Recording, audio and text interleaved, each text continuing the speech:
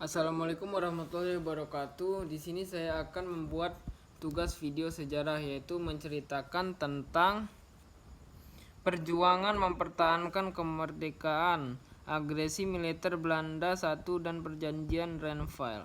Sebelum itu saya akan memperkenalkan diri saya terlebih dahulu. Nama saya Zahwa Rizky. Saya berasal dari kelas 12-3. Oke, kalau begitu saya akan melanjutkan cerita. Agresi militer Belanda I dan perjanjian Renville. Pada tahun 17 Agustus 1945, bangsa Indonesia dengan bangga memproklamasikan kemerdekaannya.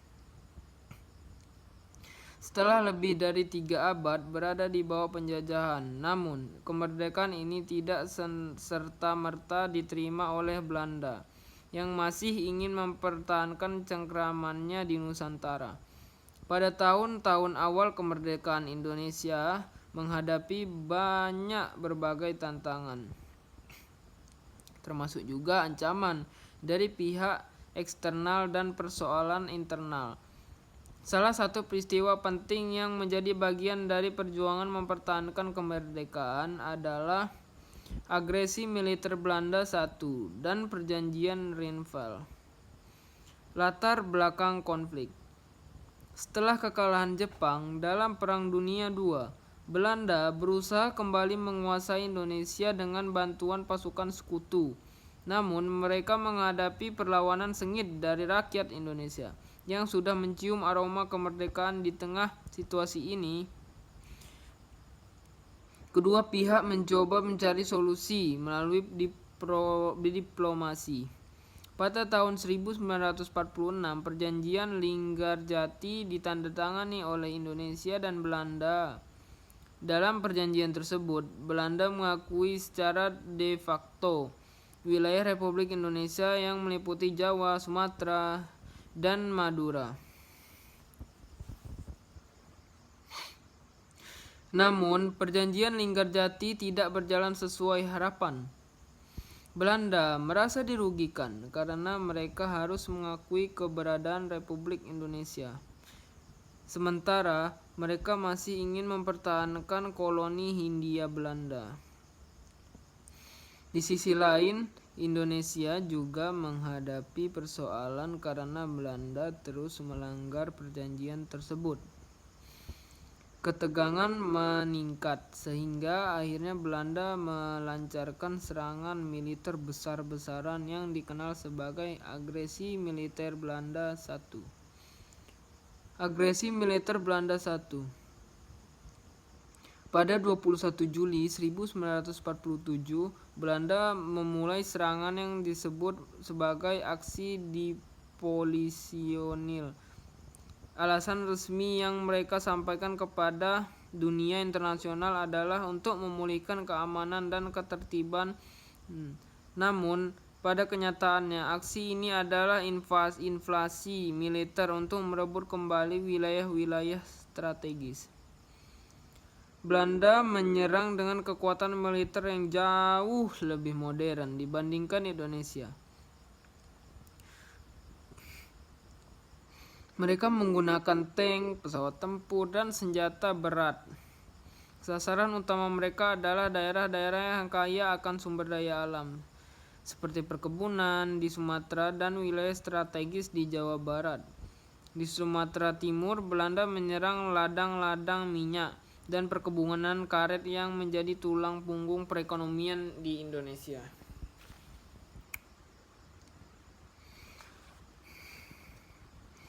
Akibat serangan ini, ribuan rakyat kehilangan tempat tinggal, desa-desa dibakar, dan banyak penduduk terpaksa mengungsi ke wilayah yang lebih aman.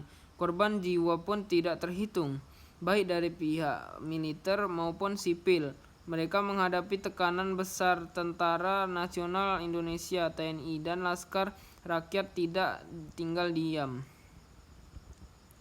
Mereka melancarkan perlawanan dengan taktik gerilya, memanfaatkan hutan dan medan sulit untuk menyerang pasukan Belanda.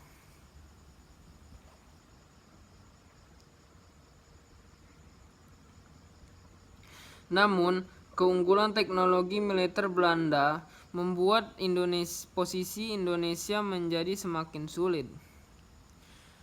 Dalam beberapa minggu, Belanda berhasil merebut sejumlah wilayah penting, termasuk Semarang, Malang, dan Surabaya.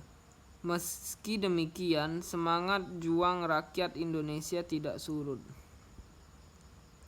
Mereka terus berjuang baik di medan perang maupun di arena diplomasi. Selanjutnya itu ada tekanan internasional dan peranan PBB.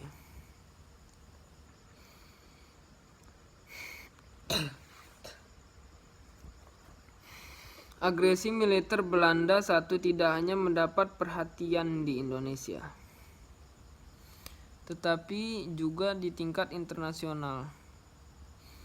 Banyak negara yang mendukung perjuangan Indonesia, termasuk India dan salah satunya Uni Soviet, mengecam tindakan Belanda. India yang saat itu juga sedang memperjuangkan kemerdekaannya menjadi salah satu negara yang paling vokal dalam mendukung Indonesia di forum internasional. Dewan Keamanan Perserikatan Bangsa-Bangsa atau bisa disingkat juga sebagai PBB akhirnya turun tangan. Mereka mendesak kedua belah pihak untuk menghentikan konflik dan kembali ke meja perundingan. Untuk memediasi, PBB membentuk sebuah tim yang disebut Komisi 3 Negara atau bisa disingkat juga dengan KTN.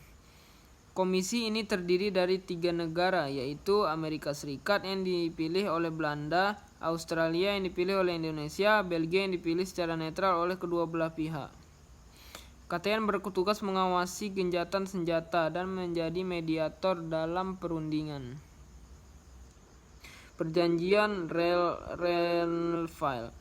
Perundingan antara Indonesia dan Belanda dilakukan di atas kapal perang Amerika Serikat USS Renville yang berlabuh di perairan Jakarta. Proses perundingan ini berlangsung lama dan penuh dengan ketegangan. Pada akhirnya perjanjian Renville ditandatangani pada 17 Januari 1948.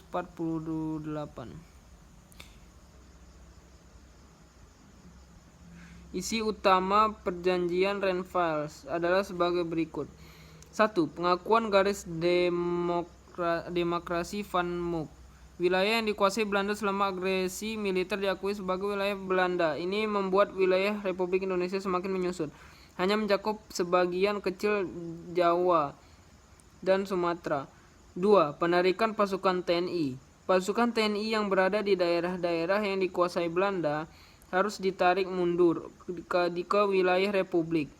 3. Gencatan senjata. Kedua belah pihak sepakat untuk menghentikan permusuhan.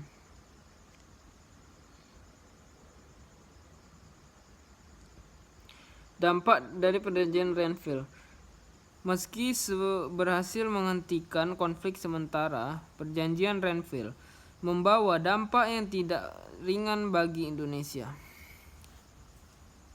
Penarikan pasukan TNI menyebabkan gelombang pengungsian besar-besaran pada pejuang yang sebelumnya berada di wilayah yang sekarang dikuasai Belanda, harus meninggalkan keluarga dan tanah kelahiran mereka. Di dalam negeri, perjanjian ini juga memicu ketegangan politik.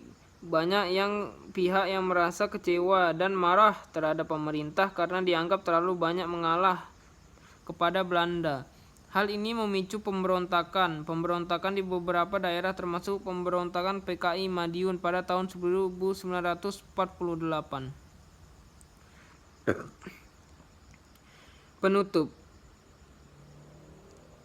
Agresi militer Belanda 1 dan perjanjian Renville adalah salah satu episode penting dalam sejarah perjuangan Indonesia.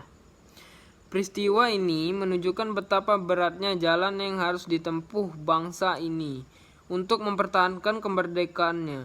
Meski harus menghadapi kekalahan sementara, Indonesia tidak akan pernah menyerah.